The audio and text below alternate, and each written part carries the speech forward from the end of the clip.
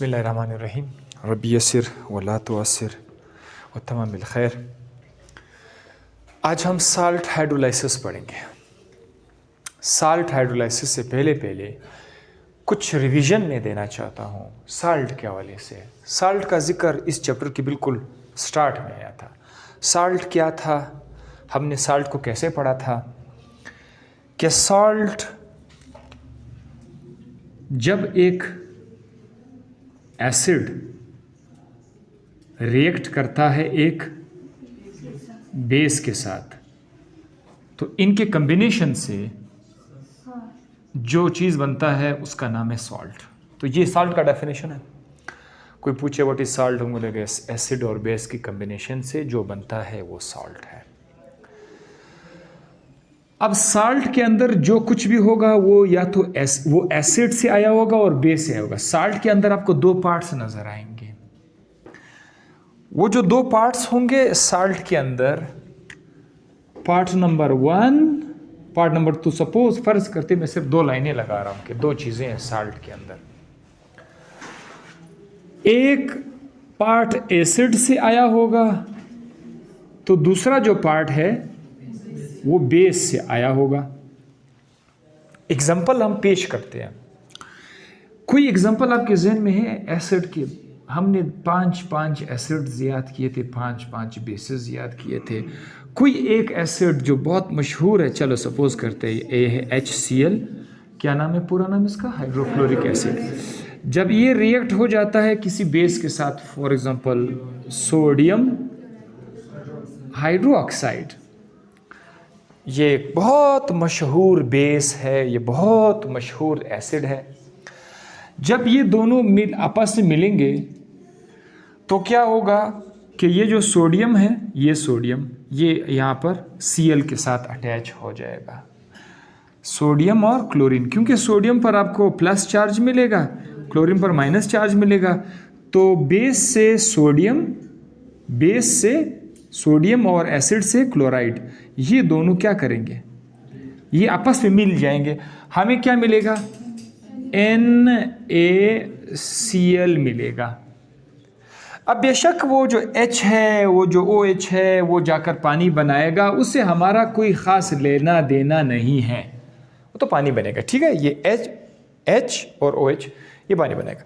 हम अपना जो फोकस है वो NaCl पे रखते हैं। NaCl हमारे पास क्या चीज़ है?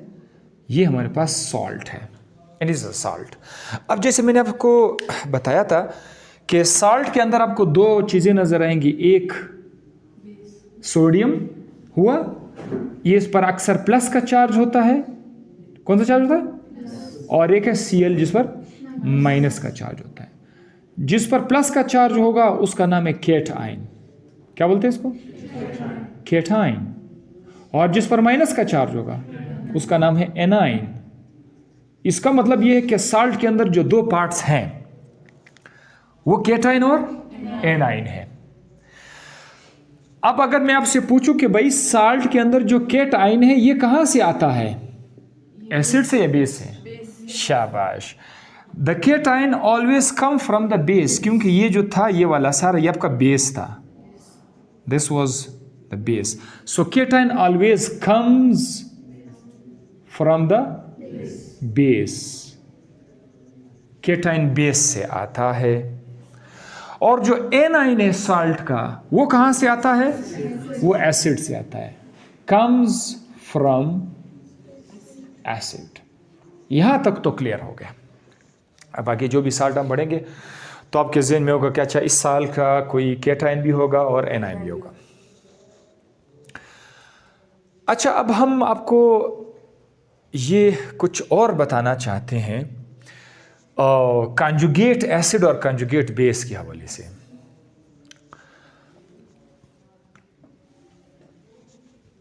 जब आपके पास HCl हो या आपके पास सोडियम हाइड्रोक्साइड हो, आप इसको पानी के साथ HCl को अगर रिएक्ट, हम अक्सर ये तेज़ाब और बेस को पानी के साथ डाल के ही स्टडी करते थे। वाटर के साथ एसिड क्या करता था? एसिड वाटर को अपना प्रोटॉन दे देता था। ये जो H है ना, H, ये किसको मिल जाता था? वाटर को। तो जो प्रोटॉन देता है, प्रोटॉन पर कौन सा चार्ज होता है? H+। जो प्रोटॉन देता है उसका नाम एसिड है। हमने HCl को क्यों एसिड कहा? क्योंकि ये प्रोटॉन देता था, ये प्रोटॉन देता है। तो जब ये प्रोटॉन देगा, पानी क्या बनेगा? पानी बनेगा H3O और क्या बचेगा? Cl-। ये एक एसिड का पानी के साथ रिएक्शन था। H3O पर कौन सा चार्ज आएगा? प्लस का चार्ज आएगा। जी जनाब। अब देखो, इस इक्वेशन के लेफ्ट साइड पर दो चीजें हैं, राइट साइड पर भी दो चीजें हैं। लेफ्ट साइड पर HCl को आपने क्या नाम दिया? Acid, acid. इस HCl से जो Cl- बना, ये जो Cl- बना, इसका नाम हम रख देते हैं कॉन्जुगेट, कॉन्जुगेट बेस। इसका नाम हम लोग रख देते हैं, क्या नाम रखते हैं? Conjugate base. क्यों हमने इसका नाम कॉन्जुगेट बेस रखा? क्योंकि इसके अंदर ये सलाहियत है कि ये किसी से वापस क्या ले ले? H+ ले ले, प्रोटॉन ले ले। जो प्रोटॉन ले रहा था उसका नाम बेस था कि नहीं था? प्रोटॉन लेने वाला बेस है, प्रोटॉन देने वाला एसिड है। यहां पर तो HCl ने प्रोटॉन दिया था तो HCl एसिड था। ये जो क्लोरीन है या क्लोराइड आयन है, ये प्रोटॉन ले सकता है। चूंकि ये प्रोटॉन ले सकता है तो बेस तो हम इसको कहेंगे कि जी जनाब आप बतौर बेस काम कर सकते हो। लेकिन चूंकि ये एक एसिड से आया हुआ है, इसीलिए इसका नाम रख दिया कॉन्जुगेट बेस। तो कॉन्जुगेट बेस हमेशा एसिड से बनता है। क्या कहा मैंने? कॉन्जुगेट बेस हमेशा एसिड से बनता है। इसी तरह से मैं आपके सामने एक बेस लाता हूं। ये क्या चीज़ है? Sodium hydroxide. ये एक बेस है। बेस का बहुत सारे डेफिनेशन हमें पढ़े हैं बेस के। तो ये बेस को अगर हम पानी के साथ रिएक्ट कर देते हैं, H2O के साथ अगर मैं इसको रिएक्ट कर दूं, तो बेस की एक खासियत है कि वो क्या करता है? वो प्रोटॉन एक्सेप्ट करता है या फिर वो OH प्रोवाइड करेगा। सो यहां पर अगर मैं सोडियम के पास जो, यानी ये कुछ इस तरह से बनेगा। अच्छा, कोई इजी एग्जांपल मैं आपको बताता हूँ। यहाँ पर ही आता हूँ, यहाँ वाटर से ही करा देता हूँ, उसकी ज़रूरत ही नहीं है इसको, फिलहाल इसकी ज़रूरत ही नहीं है। मैं सिर्फ वहीं वाटर से ही आपको समझा दूंगा, ठीक है? यहाँ से ही हम आपको समझा देंगे। अच्छा, इसमें तो आपने कह दिया कि ये एसिड है, क्योंकि उसने क्या किया? प्रोटॉन देने वाला एसिड है। इस बेचारे का क्या नाम देंगे जिसने प्रोटॉन ले लिया? बेस है। सो ये पानी इस वक्त हमारे पास क्या है? बेस है। पानी बेस था, पानी से आगे क्या बना? हाइड्रोनियम आयन बना। ये जो हाइड्रोनियम आयन है, इसके अंदर ये सलाहियत है कि ये अपना प्रोटॉन वापस किसी को दे दे, वापस किसी को दे दे। तो जो प्रोटॉन देता हो उसका नाम एसिड है या नहीं है? लिहाजा राइट साइड पर ये जो चीज़ है, ये बतौर एसिड अपने आप को शो कर सकता है, क्योंकि ये प्रोटॉन दे सकता है, तो बेस एसिड तो है। लेकिन चूंकि ये हमारे पास बना हुआ है, किसी से बना हुआ है? बेस से बना हुआ है। लिहाजा इस तरह के एसिड के साथ हम लोग कॉन्जुगेट एसिड, कॉन्जुगेट का लफ्ज हम इसके साथ ऐड करेंगे। सो जब भी आप किसी एसिड को पानी के साथ रिएक्ट करेंगे, उस एसिड से आगे जाके बेस बनेगा और जो बेस है उससे आगे जाकर एसिड बनेगा। जिस एसिड से आपको बेस मिला था उसका नाम कॉन्जुगेट बेस है। जिस बेस से आपको एसिड मिला था उसका नाम है कॉन्जुगेट। मतलब ये जो कॉन्जुगेट का लफ्ज है, राइट साइड पर जाकर हमने उसके साथ ऐड करना है। ओके, जिस तरह कॉन्जुगेट बेस और कॉन्जुगेट एसिड का कॉन्सेप्ट आपको क्लियर होगा, क्योंकि ये बातें अब मैंने यहाँ पर रफ्ता रफ्ता मैंने यूज़ करने हैं, तो आपको पहले से आपके जहन में होगा। अच्छा, साल्ट हाइड्रोलाइसिस का डेफिनेशन आगे आ जाएगा, फिलहाल उसको छोड़ देते हैं। कुछ बातें मैं आपको बताना चाहता हूँ कि किसी चीज़ की कोई चीज़ एसिड है या बेस है, उसको पहचानने के लिए कई तरीके हमने पढ़े थे। पहला तरीका क्या है कि एसिड का सबसे पहला जायका चेक करते हैं। जायका से पता चलेगा कि ये एसिड है, बेस है। एसिड तुरश होते हैं, ठीक है, और बेस खट्टा होता है। ओ ठीक है, एक तो एक पहचान था। दूसरा पहचान क्या था कि पता चले कि ये एसिड है विदाउट यानी कि ज़बान पे डालते हुए। अब तेज़ाब को ज़बान पे डालोगे तो क्या हालत होगी आपकी। तो हर चीज़ को तो ज़बान से चेक नहीं करते हैं। Yes, litmus paper. हमने देखा था कि जो एसिड्स होते हैं वो ब्लू लिटमस को क्या कर देता है, रेड करते हैं, और बेस रेड को ब्लू कर लेते हैं। तो NH4Cl ब्लू लिटमस को क्या करता था, रेड कर देता था। इसका मतलब यह है कि अमोनियम क्लोराइड एक एसिडिक सॉल्ट है। क्या चीज है, सॉल्ट है। अच्छा, this is a salt, this is a salt. जिस तरह सोडियम क्लोराइड एक सॉल्ट है, इसी तरह अमोनियम क्लोराइड भी एक सॉल्ट है। लेकिन सॉल्ट के अंदर भी एसिड बेस वाली बातें आ जाती। पहले आपने कहा था एसिड है, बेस है। अब एक सॉल्ट बजाते खुद भी एसिड हो सकता है, बेस हो सकता है, और न्यूट्रल भी हो सकता है, यानी ना वो एसिड होगा ना वो बेस होगा। तो जो अमोनियम क्लोराइड है, ये कैसे पता चला कि ये एसिड है? इसने ना तो प्रोटॉन दिया है ना प्रोटॉन लिया है। तो प्रोटॉन देने वाला लेने वाला की बात तो यहाँ पर आती नहीं। अलबत्ता हमने इसको कैसे पहचाना, लिटमस पेपर से ही पहचाना। सो कहीं पर हम लोग प्रोटॉन देखकर अंदाजा लगाएंगे कि ये एसिड है या बेस है। प्रोटॉन दे रहा है या ले रहा है, कहीं पर जायका बताएगा तो कहीं पर लिटमस बताएगा। तो इस साल्ट के बारे में हमें कैसे अंदाजा हुआ कि ये एसिडिक है? बिकॉज ये ब्लू लिटमस को रेड कर रहा था। अच्छा, इसके अलावा आप लोगों को कैसे पता चलेगा कि ये एसिड है, ये बेस है? वो था Lewis acid, Lewis base. Electron का जोड़ा देने वाला बेस है, इलेक्ट्रॉन का जोड़ा लेने वाला एसिड था। गुड, ये भी था। इसके अलावा एसिड को और किस तरीके से हम लोगों ने पहचाना था? पीएच से। एग्जैक्टली, जिसका पीएच 1 से लेकर 6 तक है या 7 से थोड़ा कम है वो एसिड है, और जिसका पीएच 7 से ऊपर है वो बेस है। तो पीएच से हम लोगों ने अंदाज़ा किया था, ठीक है। अच्छा, अब आ जाते हैं, एक और साल्ट है K2CO3, पोटाशियम कार्बोनेट। इसके अंदर ये साल्ट है, इसके अंदर भी 2 पार्ट्स हैं। NH4 एक पार्ट है, Cl दूसरा पार्ट। आपके ज़हन में फ़ौरन आएगा, अच्छा सर ने हमें कहा था कि साल्ट के अंदर 2 पार्ट्स होते हैं, केटाइन एनाइन, याद है? तो ये भी साल्ट है, इसके अंदर भी 2 पार्ट्स हैं। NH4 पे प्लस का चार्ज होगा, Cl पे माइनस चार्ज होगा, तो इधर भी केटाइन और एनाइन है। इसी तरह K2CO3 क्या है? ये भी एक साल्ट है, इसके अंदर भी 2 पार्ट्स होंगे, प्लस पार्ट और माइनस पार्ट। के जो है के, ये इसका केटाइन होगा, और CO3 ओवरऑल, CO3 ओवरऑल इसको बोलते हैं कार्बोनेट, ये इसका एनाइन है। इसी तरह से NaCl, इसके अंदर भी 2 पार्ट्स हैं, सोडियम पर प्लस का चार्ज होगा और क्लोरीन पर माइनस का चार्ज होगा। तो हर साल्ट के अंदर आपको पॉजिटिव और नेगेटिव आयन मिल रहे हैं अक्सर आपको साल्ट में। तो positive part always come from where? Cation हमेशा कहां से आता है? बेस से आता है। एनाइन हमेशा कहां से आता है? एसिड से आता है।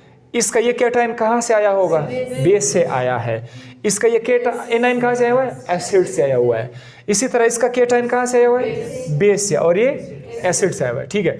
हमने जब पोटाशियम कार्बोनेट को चेक किया, पोटाशियम कार्बोनेट ने फिर रेड लिटमस पेपर को ब्लू कर दिया। इसका मतलब ये है कि ये बेसिक है। तो ये जो साल्ट है ये बेसिक साल्ट है, और ये जो साल्ट है ये एसिडिक साल्ट है।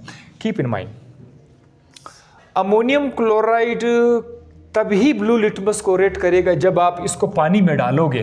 अमोनियम क्लोराइड को पानी में डालोगे तो फिर ये इस तरह बदमाशी शुरू करेगा। इसीलिए आपको किताब में यहाँ पर लिखेगा AQ नजर आएगा। AQ का मतलब क्या है? Aqueous. AQ means aqueous. Aqueous mean पानी। जब अमोनियम क्लोराइड पानी के अंदर होगा, इसका सोल्यूशन होगा, तब जाकर ये बिहेवियर शो करेगा। इसी तरह पोटेशियम कार्बोनेट कौन सा सोल्यूशन होगा? एक्वस सोल्यूशन होगा, तो वो रेड लिटमस को ब्लू कर देगा। अब ये जो NaCl बेचारा है, ये कमाल का साल्ट है। ये ना तो ब्लू लिटमस को रेड कर सकता है ना रेड लिटमस को ब्लू कर सकता है, क्योंकि ये एक न्यूट्रल साल्ट है। सो आज हमें अंदाज़ा हुआ कि साल्ट एसिडिक भी हो सकता है, बेसिक भी हो सकता है और न्यूट्रल भी हो सकता है। एक सॉल्ट को अब मैं सादा अल्फाज में जनरल लिखना चाहता हूं। एक सॉल्ट को मैं कहता हूं भाई मेरे पास एक सॉल्ट है, उसको मैंने MX लिखा हुआ है। MX आप लोग AB लिख दो, आप लोग XY लिख दो, आप लोग CD लिख दो, जो भी है, मैंने MX लिखा। मैं कहता हूं मेरे पास एक सॉल्ट है MX। जब मैं उसको पानी में डालता हूं तो साल्ट के दो हिस्से हो जाएंगे, एक है M+ और एक है M-। जाहिर है हर साल्ट के अंदर केटाइन है और एनाइन है। Cation always come from the base, A9 always come from the acid, ये हमें पता है। ये जो M+ अगर मैं आपको अभी दिखाऊं, ये जो M+ है इसको मैं ज़रा पानी के साथ चेक करना चाहता हूँ, वाटर इसके करीब लाना चाहता हूँ। क्या करता है ये वाटर के साथ? M के साथ मैं लाना चाहता हूँ वाटर। वाटर को लिखने के लिए आपके पास दो ऑप्शन है, या तो आप इस तरह लिख दे H2O लिख दे H2O, या तो आप वाटर को इस तरह लिख दे कि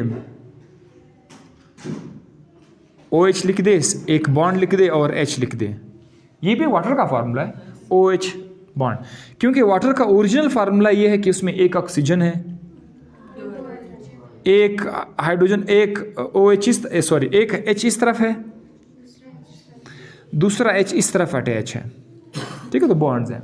तो मैंने अब दो बॉन्ड के बजाय सिर्फ एक बॉन्ड शो किया हुआ है। अब यहां पर भी मैं क्या लिखूंगा? मैं यहां पर H लिखूंगा और OH लिखूंगा। H पर प्लस का चार्ज डालेंगे, OH पर माइनस का चार्ज डालेंगे।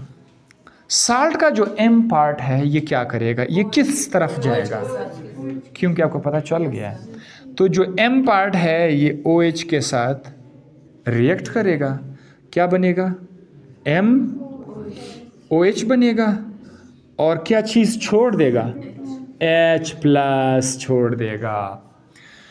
H+ की मौजूदगी हमेशा कौन सा सॉल्यूशन शो करता है? एसिडिक। गुड, ये पहले बहुत हम लोग बार बार डिस्कस करके H+ एसिडिक सॉल्यूशन को शो कर दे जब H+ छोड़, यानी अगर केटाइन को मौका मिला पानी के साथ तो ये पानी के अंदर ये जो बॉन्ड है ना इसको तोड़ देगा, पानी के अंदर बॉन्ड को तोड़ देगा, OH को अपने साथ बाइंड करेगा और H को रिलीज कर देगा। H को क्या कर देगा? रिलीज कर देगा। तो ये कौन सा सॉल्यूशन बना? एसिडिक। अब X की बारी है। अगर मैं X के हवाले कर दूं किसको? H और OH उसके हवाले कर दूं। X पर कौन सा चार्ज है? पानी में OH पर कौन सा चार्ज है? पानी में H पर कौन सा चार्ज है? तो ये अब कहाँ से कहाँ रिएक्ट करेगा? ये X इस H के साथ रिएक्ट होगा तो हमारे पास क्या बनेगा? XH बनेगा, और कौन सा चीज़ रिलीज होगा? OH आयन रिलीज होगा। OH आयन की मौजूदगी किस चीज़ की तरफ इशारा है? बेस। तो इसका मतलब ये है कि साल्ट का जो केटाइन पार्ट है वो पानी के साथ रिएक्ट करके पानी को तोड़ देगा। OH का बॉन्ड को क्या कर दिया? उसने तोड़ दिया, पानी को उसने तोड़ दिया, आगे जाकर एसिडिक सॉल्यूशन दे सकता है। और साल्ट का नेगेटिव पार्ट भी वाटर को तोड़ के आगे जाकर बेसिक सॉल्यूशन दे सकता है। सो इसका मतलब ये है कि जो सॉल्ट है हमारे पास वो या तो एसिडिक सॉल्यूशन देंगे या बेसिक सॉल्यूशन देंगे। अब हमने सोचना ये है कि कौन सा साल्ट एसिडिक सॉल्यूशन देगा, कौन सा साल्ट बेसिक सॉल्यूशन देगा। इसके लिए मैं कुछ टेक्निक आपको बताऊंगा। यहाँ तक आपको अंदाज़ा हो गया, क्लियर हो गया। अब मैं यहाँ पर आता हूँ आपको ये बताने के लिए कि इन salts anions are derived from acids. ये जो एनाइन होते हैं ये एसिड से डिराइव होते हैं, ऑलरेडी मेरे ख्याल में हो चुका है। और केटाइन कहाँ से आते हैं? From base. ये पॉइंट डिस्कस हो चुका है तो उसकी ज़रूरत ही नहीं है। Anions of the weak acid, now यहाँ पर बहुत स्पेशल पॉइंट है। Anions of the weak acids are strong conjugate base. ये पॉइंट आपको मैंने बताना था। आपने पहले उठाना है एसिड, वो भी कौन सा एसिड? Weak acid. अब एसिड में मेरे पास दो तरह के एसिड है, एक वीक एसिड एक स्ट्रॉन्ग एसिड है। तो जो वीक एसिड होगा उसका एनाइन आपने उठाना है, वो एक स्ट्रॉन्ग कंजुगेट बेस होगा, मैं आपको समझा दूंगा। और ऐसा बेस हमेशा आपको कौन सा सॉल्यूशन देगा? बेसिक सॉल्यूशन देगा with water. Do you remember हमने कहा था कि वीक एसिड सिरका है, सिरका CH3COOH। जिसको इंग्लिश में विनेगर बोलते हैं, उर्दू में सिरका बोलते हैं, और साइंस में एसिटिक एसिड बोलते हैं। ये बहुत मशहूर वेल नोन वीक एसिड है, ठीक है। This is weak acid, weak acid. अब वो क्या कह रहा है, एनाइंस ऑफ वीक एसिड। इसका एनाइन हम कैसे बना सकते हैं? इसका एनाइन ऐसे बनेगा कि अगर ये अपना प्रोटॉन रिलीज करेगा तो बनेगा CH3COO माइनस, और ये H इससे चला जाएगा, तो ये क्या चीज़ है, इसका एनाइन पार्ट है। So the anion of the weak acid are strong conjugate base. क्या मैं इसको कंजुगेट बेस बोल सकता हूं? Conjugate base. कंजुगेट बेस हमेशा किससे बनता है? एसिड से।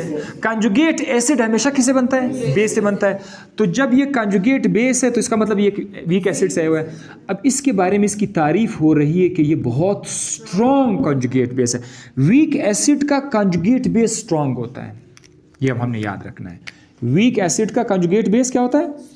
स्ट्रॉन्ग होता है। अब इस स्ट्रॉन्ग कंजुगेट बेस ने करना क्या है? स्ट्रॉन्ग कंजुगेट बेस, अगर आप इसको वाटर के साथ रिएक्ट करोगे तो ये आपको कौन सा सॉल्यूशन देगा? बेसिक सॉल्यूशन देगा। मिसाल के तौर पर उन्होंने एग्जांपल भी दिया है कि भाई एक ये एग्जांपल है, ये एनाइन है कि नहीं है, माइनस चार्ज है कि नहीं इस पर, शाबाश। ये असल में पहले एक वीक एसिड था, ये वाला था, और ये क्या चीज़ है? CN, साइनाइडाइन। साइनाइडाइन एनाइन है कि नहीं है?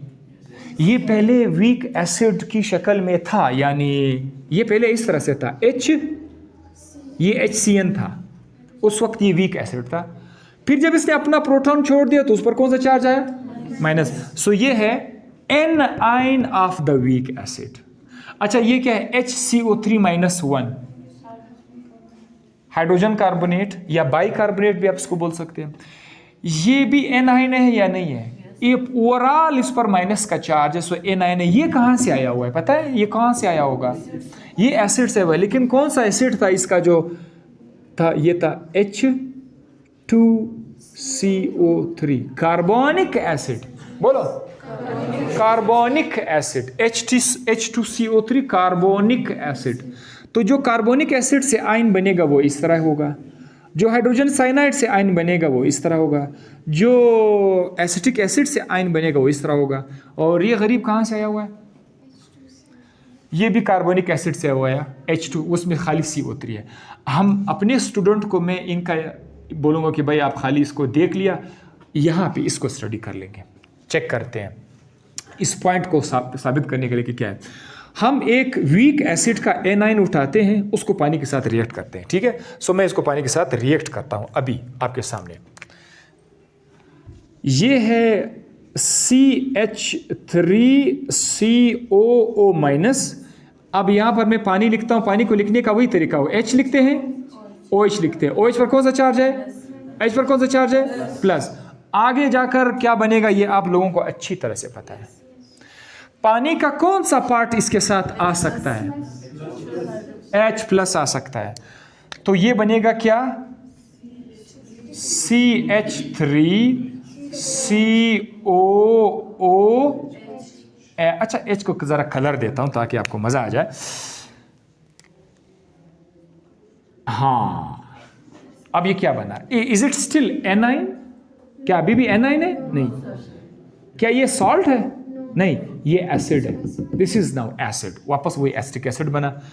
अच्छा, ये गरीब तो रह जाएगा, इसको हम लोग एज सच यहां पर लिख देंगे। आपको मैंने बताया था कि OH जब सॉल्यूशन में अपीयर हो जाएगा तो सॉल्यूशन क्या हो जाएगा? बेसिक हो जाएगा। यहां पर आपको मैंने बताया था, कहां पर? कहीं भी बताया तो था, आई डोंट नो। हाँ, यस। तो ये देखो, इसने OH प्रोड्यूस किया, कौन सा सॉल्यूशन बना? बेसिक। ये पॉइंट अभी क्लियर हुआ। Anions of the weak acids are strong conjugate base and produce basic solution with water. ये एक स्टेटमेंट है, हम अपने खोपड़ी में इसको सेव कर देंगे। कि कौन सा एनाइन, कौन सा आइन, A9 of what, week acid, strong acid नहीं। एनाइन मतलब वीक एसिड, वो क्या होते हैं, कंजुगेट बेस होते हैं, और जब भी पानी के साथ रिएक्ट करोगे तो कौन सा सोल्यूशन बनेगा, बेसिक सोल्यूशन बनेगा। ये प्रूफ मैंने कर दिया। अच्छा, अब दूसरा पॉइंट जरा देखिए। दूसरा पॉइंट, ये तो था पहला पॉइंट, अब ये दूसरा पॉइंट है। एनाइंस आर, एनाइंस लाइक, और तरह के एनाइंस अभी उठाएंगे। ये तो कहां से आए थे, आपको वीक एसिड से आए थे, लेकिन कुछ ऐसे एनाइंस हैं जो कि वीक एसिड से नहीं आए होते। फॉर एग्जांपल क्लोराइड, ये बहुत बदमाश है।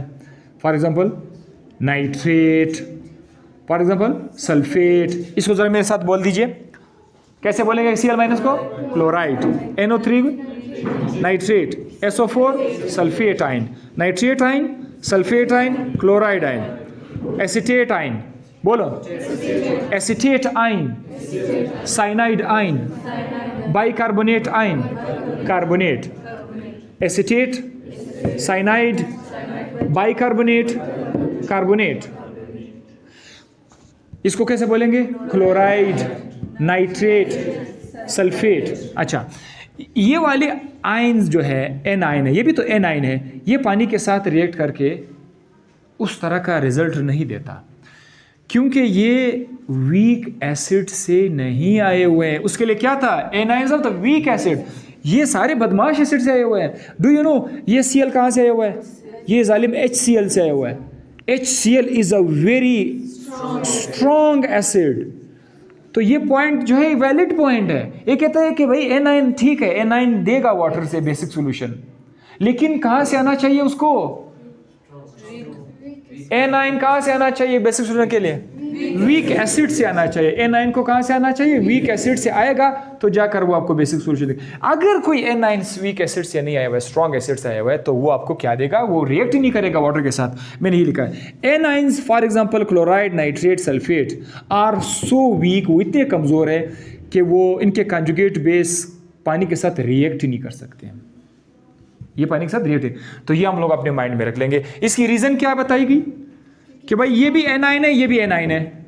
आपसे वाइवा में पूछ सकता है, हाँ भाई ये भी एनाइन है, एसिड से आया हुआ है, ये भी एनाइन है, एसिड से आया हुआ है। और हमारे स्टूडेंट्स को पता है कि एनाइन हमेशा कहां से आते हैं, anion always come from the acid. So ये सारे के सारे एनाइंस है या नहीं है, कहां से आए हुए सब के सब। ये वाले एनाइंस बेसिक सॉल्यूशन दे रहा है, पर ये नहीं दे रहा है। क्या वजह है, क्योंकि ये वीक एसिड से आए हुए हैं और ये स्ट्रॉन्ग एसिड से आए हुए हैं। वीक एसिड से आएंगे तो उनका कंजुगेट बेस स्ट्रॉन्ग हो जाएगा। वीक एसिड से आएंगे तो उनका कंजुगेट बेस स्ट्रॉन्ग हो जाएगा और फिर जाकर वो आपको बेसिक सॉल्यूशन देगा।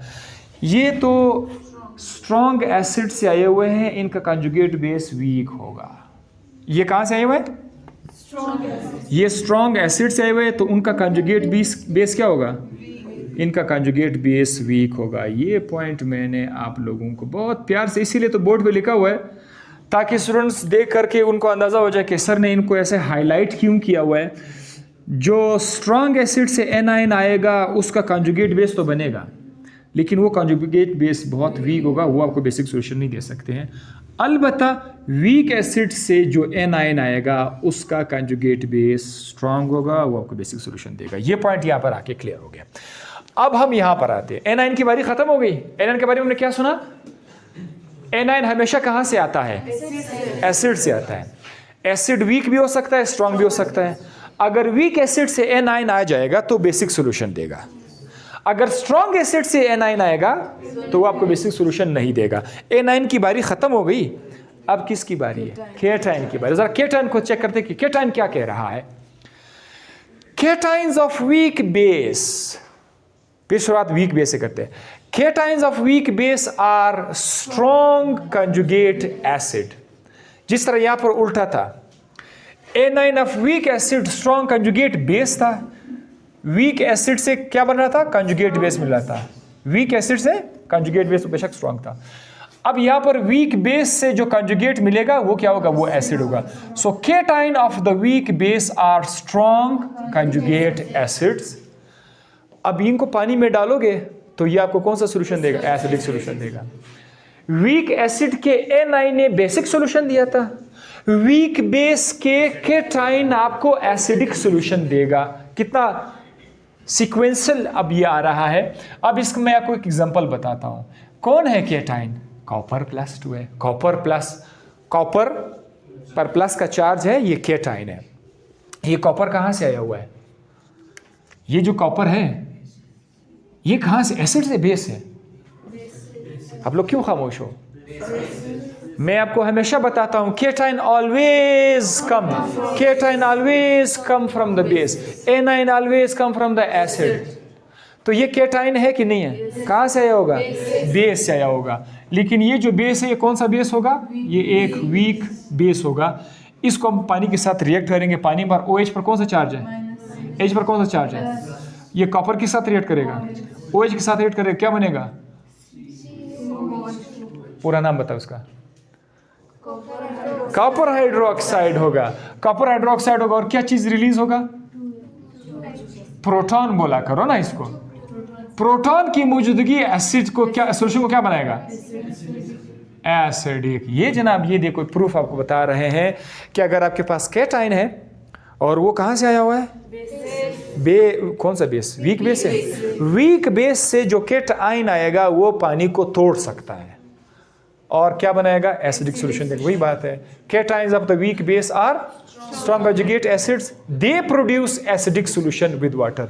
अगर आप को ये लफ्ज़ पसंद नहीं है यहाँ से वीक बेस, ये लफ्ज़ अगर आपको पसंद नहीं है स्ट्रॉन्ग कंजुगेट एसिड, अगर आप इसको डिलीट करते हैं माइंड से तो आप सिर्फ इस तरह बोल सकते हैं कि वीक बेस का केटाइन पानी के साथ रिएक्ट करके एसिडिक सॉल्यूशन देगा।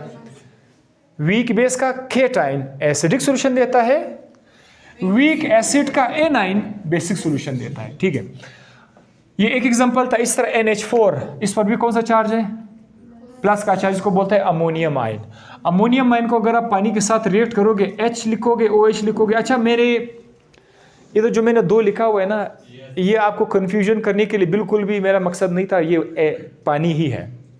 वो बैलेंस करने के लिए, इक्वेशन को बैलेंस करने के लिए इधर 2 लगाना पड़ा। तो बहरहाल आप 2 से परेशान मत हो जाओ, ये वही पानी है, HOH है। NH4 जब पानी के साथ रिएक्ट करेगा तो आप सब मुझे बताओ कि ये NH4 पानी का कौन सा पार्ट के साथ रिएक्ट करेगा? क्यों रिएक्ट करेगा OH के साथ? ये माइनस है, तो OH तो NH4 के साथ आएगा, ये बनेगा NH4OH। इसका नाम क्या है? Ammonium hydroxide. उसका नाम था कॉपर हाइड्रोक्साइड, इसका नाम अमोनियम हाइड्रोक्साइड। आगे क्या बच जाएगा? प्रोटॉन बच जाएगा। प्रोटॉन की मौजूदगी कौन सा सॉल्यूशन देगा? ये था प्रूफ के केटाइन जो है जब वो वीक बेस आया होगा तो वो आपको एसिडिक सॉल्यूशन देगा। अच्छा, जिस तरह हमने यहाँ पर कुछ बदमाश एनाइंस देखे थे, हाँ, ये इन्होंने क्यों सॉल्यूशन को बेस नहीं बनाया था? क्योंकि स्ट्रॉन्ग एसिड। इसी तरह से कुछ बदमाश पॉजिटिव आयन भी होते हैं कि वो बहुत ज़्यादा वीक होते हैं।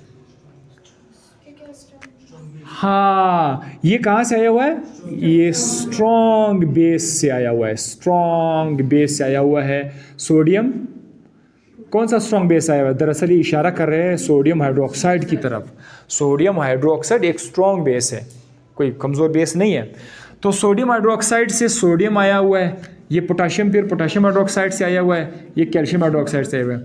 ये भी पॉजिटिव आयन है, लेकिन जब ये आप पानी के साथ रिएक्ट करोगे तो ये पानी के साथ रिएक्ट नहीं करेंगे, आपको कोई एसिडिक सॉल्यूशन नहीं देगा। लिहाजा केटाइन हमारे पास 2 तरह के हो गए। एक ये वाले केटाइंस है, एक ये वाले केटाइंस है। ये क्यों वाटर के साथ रिएक्ट करके एसिडिक सॉल्यूशन बना सकते हैं? Because they come from the weak base.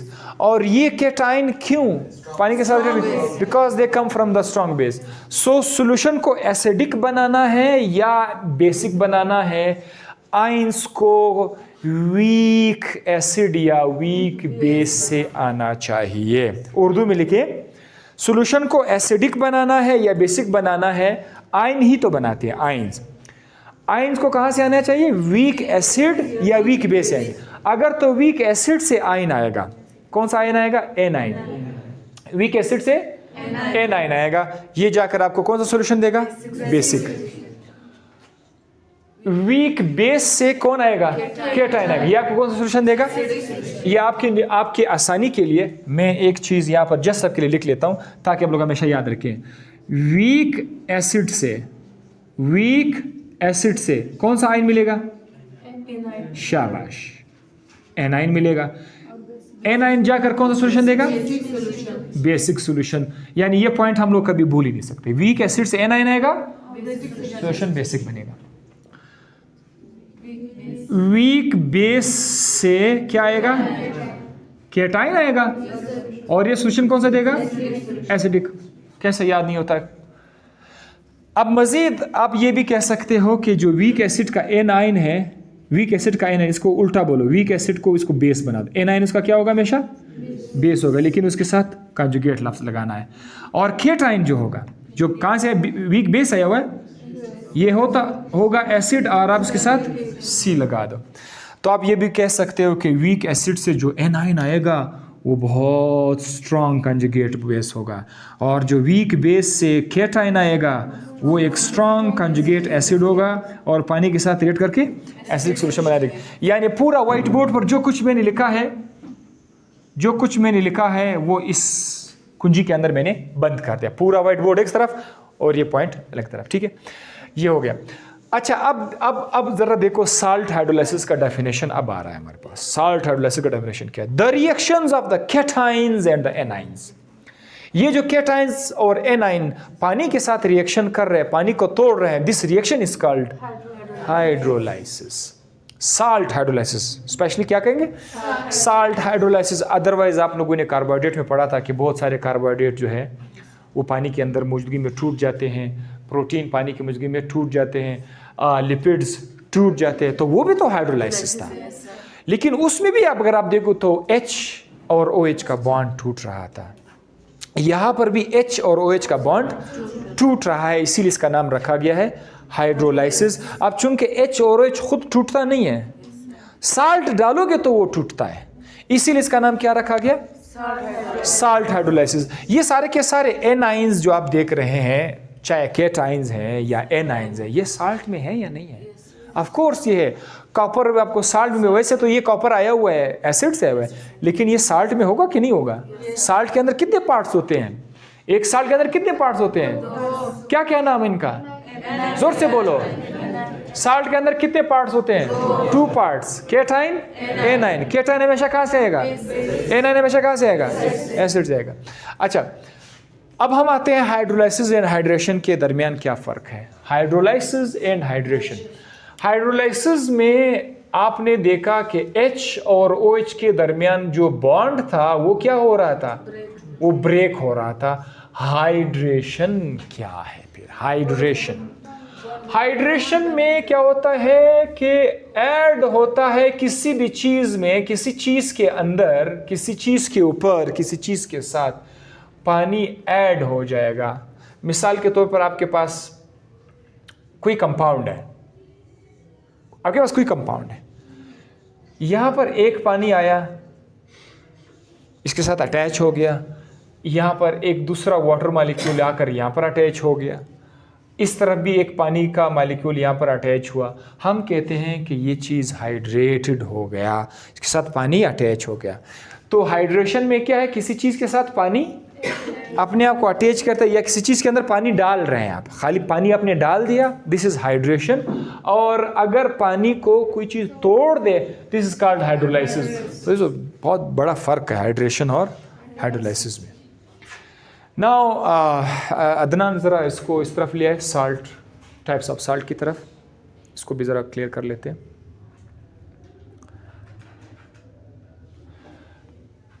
Types of salts. Salts के टाइप्स कितने हैं? 4 किस्म के सॉल्ट्स हैं, हमने याद रखने हैं। 4 types of salts. Number 1, salt of strong acid and strong base. ऐसा साल्ट जिसका केटाइन और एनाइन स्ट्रॉन्ग एसिड और स्ट्रॉन्ग बेस आया हुआ है, वो क्या करेंगे? वो हाइड्रोलाइज करते भी नहीं है, वो हाइड्रोलाइसिस करते भी नहीं है। सो क्या होगा ऐसे साल्ट के साथ? ये न्यूट्रल होगा। ऐसा साल्ट क्या होगा? न्यूट्रल होगा। कौन सा साल्ट है? Salt of strong acid and strong base. अब देखो क्या इसका क्या मतलब है। ये जो सोडियम क्लोराइड है, ये जो सोडियम क्लोराइड है, गौर से जरा देखिए, सोडियम क्लोराइड के अंदर कितने पार्ट्स है? 2 पार्ट्स हैं। सोडियम पर कौन सा चार्ज है? क्लोरीन पर कौन सा चार्ज है? कैटायन आयन नजर आ गया? हर साल्ट में कैटायन आयन होते हैं। कैटायन हमेशा कहां से आता है? बेस से आता है। एनायन हमेशा कहां से आता है? एसिड से आता है। ये जो सोडियम है ये बेस से आया हुआ है। कौन सा बेस है? NaOH से आया हुआ है। और ये क्लोरीन जो है ये एसिड से, कौन सा एसिड है? HCl। Keep in mind HCl and NaOH are both strong acid and strong base. तो एक ऐसा सॉल्ट जिसमें स्ट्रॉन्ग एसिड और स्ट्रॉन्ग बेस वाले पार्ट मौजूद हों, उनकी बदमाशी ख़त्म हो जाती है, क्योंकि उसके अंदर ही स्ट्रॉन्ग दोनों स्ट्रॉन्ग आए हुए, तो एक दूसरे के असर को कैंसिल कर देंगे। होता है मैं भी स्ट्रॉन्ग हूँ तो मैं भी स्ट्रॉन्ग हूँ, तो पानी के साथ ये कुछ नहीं कर पा रहे हैं, ये कुछ नहीं कर रहे हैं। वो तो शर्त हमने पढ़ा था वीक का, राइट? कैटायन होगा तो वीक बेस से आना चाहिए, एनाइन होगा तो वीक एसिड से आना चाहिए, तब जाकर वो एसिडिक बेसिक सोल्यूशन देगा। ये जो सोडियम क्लोराइड है इसने क्यों एसिडिक या बेसिक सोल्यूशन नहीं दिया, न्यूट्रल सोल्यूशन दे दिया? क्योंकि इसका जो कैटायन है वो स्ट्रॉन्ग एसिड से बेस से आया हुआ है और एनाइन स्ट्रॉन्ग एसिड से आया हुआ है, लिहाजा इसका वो हिम्मत नहीं रहा, इसीलिए ये न्यूट्रल सोल्यूशन। पानी में डालोगे तो कुछ नहीं करेगा। ये नमक सब ने देखा है, ये नमक की बात कर रहा हूँ, सोडियम क्लोराइड नमक है, आम नमक है जो घर में इस्तेमाल करते हैं। नमक को पानी में डाल दे, बेशक उसका जायका तुर्श होगा लेकिन उसका पीएच जो है वो चेंज नहीं होगा, पीएच एज सच 7 ही रहेगा, राइट? क्योंकि ये सॉल्यूशन को छेड़ता नहीं है। अच्छा, इसी तरह सोडियम सल्फेट में भी कितने पार्ट्स हैं? 2 पार्ट्स। एक पार्ट कौन सा है? सोडियम है। दूसरा पार्ट कौन है? सल्फर है या ऑक्सीजन है? ना सल्फर ना ऑक्सीजन है। SO4 एक मुकम्मल पार्ट है सल्फेट। तो सल्फेट कौन सा चार्ज है? माइनस का चार्ज है। सोडियम पर कौन सा चार्ज है? प्लस का चार्ज है। ये साल्ट है या नहीं है? इसका सोडियम कहाँ से आया होगा? बेस से आया होगा। इसका एनाइन कहाँ से आया होगा? एसिड से आया होगा। इसका बेस कौन बता सकता है कि ये कौन से बेस से आया होगा? NaOH से आया हुआ है ये सोडियम, और ये एसिड से आया हुआ है, तो इसका एसिड कौन सा होगा? H2SO4 हाइड्रोजन सल्फेट या सल्फ्यूरिक एसिड। तो ये तो बहुत स्ट्रॉन्ग एसिड है, ये तो बहुत स्ट्रॉन्ग बेस है, लिहाजा चूंकि इनके मिलाप से ये वाला साल्ट बनता है, तो ये वाला साल्ट भी जाकर पानी को तोड़ेगा नहीं, हाइड्रोलाइसिस जब ये हाइड्रोलाइसिस नहीं करेगा तो सॉल्यूशन ना तो एसिडिक होगा ना बेसिक होगा। सॉल्यूशन कब एसिडिक या बेसिक होगा? जब वाटर टूट जाए, वाटर हाइड्रोलाइज हो जाए तो वो होगा। अच्छा, इसी तरह से KNO3 में कौन से पार्ट्स हैं? 2 पार्ट्स है, एक पोटेशियम है, एक नाइट्रेट है। बोलो जरा, पोटेशियम है, नाइट्रेट। पोटेशियम में कौन सा चार्ज है? प्लस। नाइट्रेट में कौन सा चार्ज है? माइनस। पोटेशियम हमेशा कहाँ से आया होगा? बेस B से आया होगा। नाइट्रेट हमेशा कहाँ से होगा? एसिड से आया होगा। जो बेस से आया होगा इसका बेस क्या हो सकता है? पोटेशियम हाइड्रोक्साइड, और इसका HNO3 nitric acid. Nitric acid भी स्ट्रॉन्ग है। सो बहरहाल ये यहाँ पर चैप्टर क्लोज करते हैं। अब यहाँ पर आते हैं दूसरा कौन सा साल्ट है। एक ऐसा साल्ट भी होता है जिसका एक पार्ट वीक एसिड से आया हुआ है, दूसरा पार्ट स्ट्रॉन्ग बेस से आया हुआ है। एक ऐसा साल्ट भी होता है जिसका एक पार्ट, साल्ट के अंदर कितने पार्ट्स हैं? हमेशा 2 पार्ट्स हैं। वो जो एक पार्ट है वो वीक एसिड से आया हुआ है, दूसरा पार्ट स्ट्रॉन्ग बेस से आया हुआ है। जो वीक एसिड और स्ट्रॉन्ग बेस पार्ट होगा वो सॉल्यूशन आपको कौन सा देगा? बेसिक सॉल्यूशन देगा। इसका एक एग्जांपल मैंने दिया हुआ है। कौन सा एग्जांपल दिया हुआ है? इसका नाम जो बताएगा उसको इनाम मिलेगा, उसको इनाम मिलेगा। इसका नाम जो बताएगा मैं पूछूंगा, हाँ रेड कोट वाले आप बताओ, इसका नाम, पूरा नाम बताओ, जोर से बोलो। एसिटिक एसिड थोड़ा सा गड़बड़ है, हाँ बताओ। एसिटेट है, और थोड़ा इससे थोड़ा अच्छा बोला आपने। एसिटेट है लेकिन थोड़ी सी कमी है, इससे थोड़ा अच्छा बोला। जोर से बोलो। शाबाश, ये इनाम था, शाबाश आपको देना था, शाबाश। ठीक है, तो सोडियम एसिटेट इसको बोलते हैं, सोडियम एसिटेट। ये सॉल्ट है या नहीं है? एसिड क्यों नहीं है ये? नहीं, ये एसिड क्यों नहीं है, मतलब कैसे पता चला कि क्योंकि इसमें हमें एक कैटाइन नज़र आ रहा है और ये जो CH3CO सारा का सारा, अगर ये एसिड होता तो किस तरह का होता? तो इस तरह होता CH3COOH होता ये, अगर ये एसिड होता। लेकिन अब ये एसिड नहीं है, इसका H निकला हुआ है, इस H की जगह क्या आया हुआ है? सोडियम आया हुआ है, लिहाजा now it is a salt. ठीक है, इस सॉल्ट के अंदर दो पार्ट है, CH3COO माइनस तक, ये पूरा का पूरा कौन सा पार्ट है? नेगेटिव एनाइन पार्ट है, और एक सोडियम है जो कि पॉजिटिव पार्ट है। एनाइन का नाम अब बताओ, अब एनाइन का नाम बताओ। आपने जो कहा था पहले, आपने क्या कहा था? एसीटेट। अब ये जो एनाइन है ये एसीटेट है और वो सोडियम है। चलिए आप बताओ, सोडियम आपके ख्याल में कहाँ से होगा, एसिड से या बेस से? कैसे पता चला कि सोडियम बेस से आया हुआ है? कैसे पता चला कि सोडियम बेस से आया हुआ है? कैसे पता चला कि सोडियम बेस से आया हुआ है? गया, गुम हो गया। कैटाइन है ये। कैटाइन हमेशा कहाँ से आता है? ये मुझे पता था, मेरे स्टूडेंट्स बाद में का दिमाग पेंटियम 1 की तरह ये गुम जाएगा।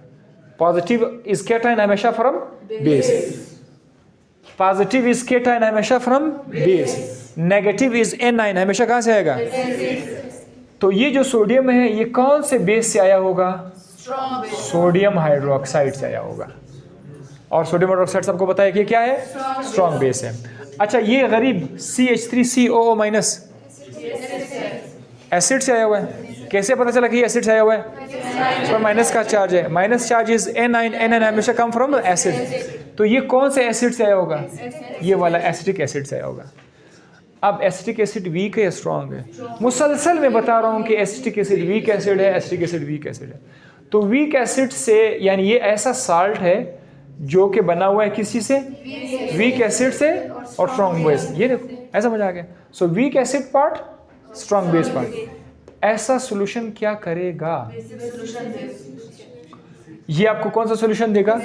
बेसिक सॉल्यूशन देगा। क्यों, कैसे ये सॉल्यूशन बेसिक सॉल्यूशन देगा? यहाँ पर एक बहुत ही ज़बरदस्त बात है जो राइट साइड व्हाइट बोर्ड पर मैंने आपको बताया था।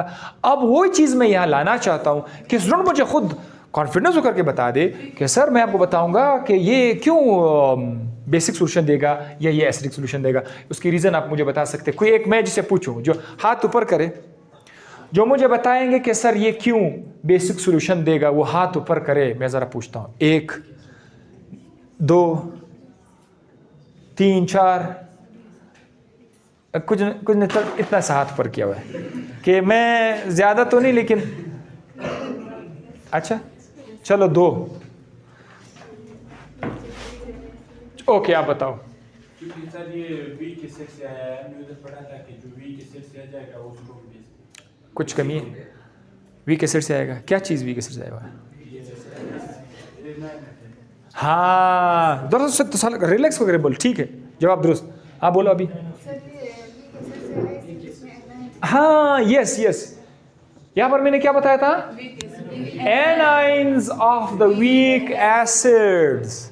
Anion of the weak acid आपको कौन सा सॉल्यूशन देता है? तो इसमें कौन सा है? एनाइन है कि नहीं है? कहाँ से आया हुआ है? वीक एसिड से आया हुआ कि नहीं है? तो ये तो आपको वाटर के साथ मिलके क्या बना देगा? बेसिक सॉल्यूशन बनेगा। और अगर कोई स्टूडेंट इतराज़ करके सर इसमें तो कैटाइन भी है, तो क्या ये पानी के साथ रिएक्ट नहीं करेगा? हाँ, मैंने कैटाइन के बारे में कहा ये कुछ बदमाश होते हैं, सोडियम पोटाशियम, ये स्ट्रॉन्ग बेस से आए रहते हैं। तो आपने इस तरह से रीज़न मुझे देना है कि ये जब पानी में टूटेगा, पानी के अंदर आप इसको ऐड करोगे तो इसका कौन सा हिस्सा जाकर वाटर पर अटैक करेगा? एनाइन वाला हिस्सा जाकर वाटर पर अटैक करेगा, वाटर को तोड़ देगा, हाइड्रोलाइज कर देगा। सोडियम का कोई रोल इसमें नहीं है, लिहाजा जो बेसिक सॉल्यूशन बना उसका क्रेडिट किसको जाएगा? नेगेटिव पार्ट को जाएगा, पॉजिटिव पार्ट को नहीं जाएगा। ये तो था दूसरा साल्ट। थर्ड क्या है? Salt of weak base and strong acid. अब ये एक और साल्ट है जिसके अंदर दो पार्ट्स है, एक पार्ट कहाँ से आया हुआ है, वीक बेस से आया हुआ है, और दूसरा के अंदर स्ट्रॉन्ग एसिड है। ये कौन सा सोल्यूशन देगा, एसिडिक देगा। इसमें एक एग्जांपल हमने दिया हुआ है, कॉपर सल्फेट।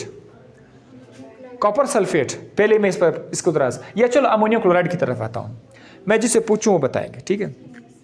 ये जो अमोनियम क्लोराइड है, इसमें क्या ये साल्ट लग रहा है या नहीं है, पहले तो बताओ।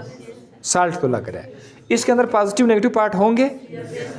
इस पर पॉजिटिव पार्ट लगा दूं, NH4 पर पॉजिटिव पार्ट लगाना होगा, क्लोरीन पर माइनस चार्ज लगाना पड़ेगा। तो अब मेरे प्यारे स्टूडेंट्स मुझे बड़े आराम से बताएं कि NH4 कहाँ से आया होगा, कैसे पता चला, प्लस का चार्ज है। और क्लोराइन कहाँ से आएगा, एसिड से आया होगा। ये जो एनाइन है ये एसिड से आया होगा।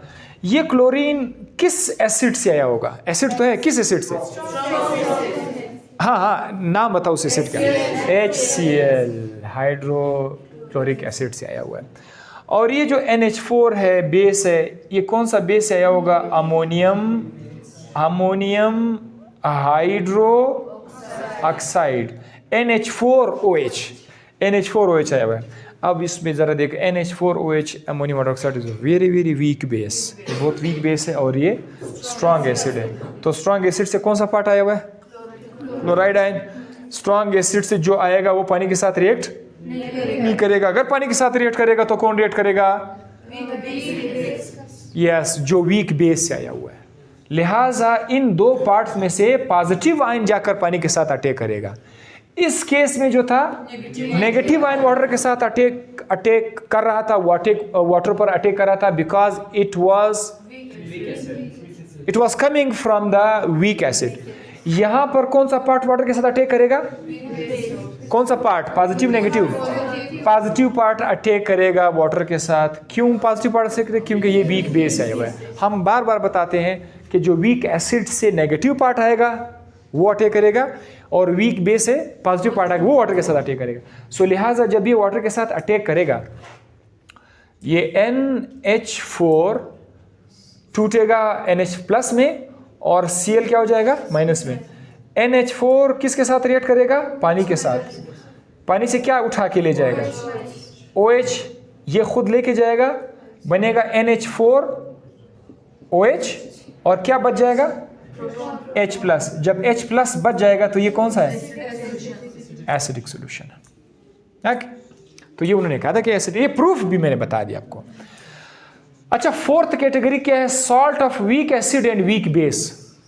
Salt of weak acid and, अब एक ऐसा सॉल्ट है जिसका पहला पार्ट भी वीक से आया हुआ है, दूसरा पार्ट भी वीक से आया हुआ है।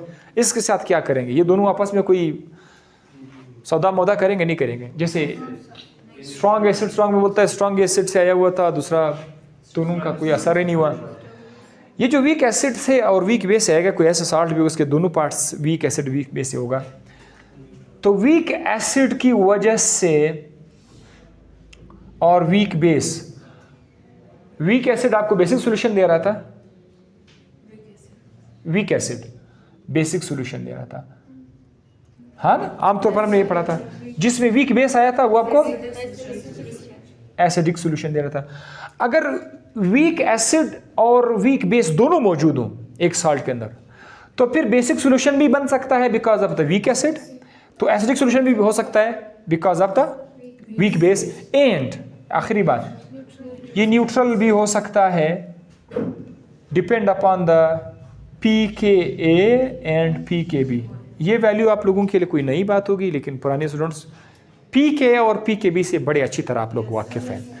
तो फोर्थ कैटेगरी में क्या होगा, अगर वीक एसिड या वीक बेस होगा तो उसका सॉल्यूशन बेसिक भी हो सकता है, एसिडिक भी हो सकता है, न्यूट्रल भी हो सकता है, डिपेंड करता है pKa की वैल्यू पर। ये चार कैटेगरीज हमारे पास आ गई। अब मैं एक क्विक रिवीजन देता हूँ। साल्ट एनालिसिस में आप लोगों ने क्या पढ़ा था, हमने साल्ट पढ़ा था।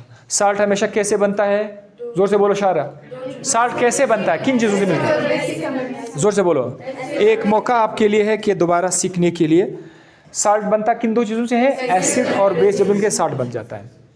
साल्ट बजाते खुद सारे के सारे साल्ट एसिडिक होते हैं, या सारे के साल्ट बेसिक होते हैं, या सारे के सारे साल्ट न्यूट्रल होते हैं। कुछ साल्ट एसिडिक होते हैं, कुछ बेसिक होंगे, कुछ न्यूट्रल होंगे।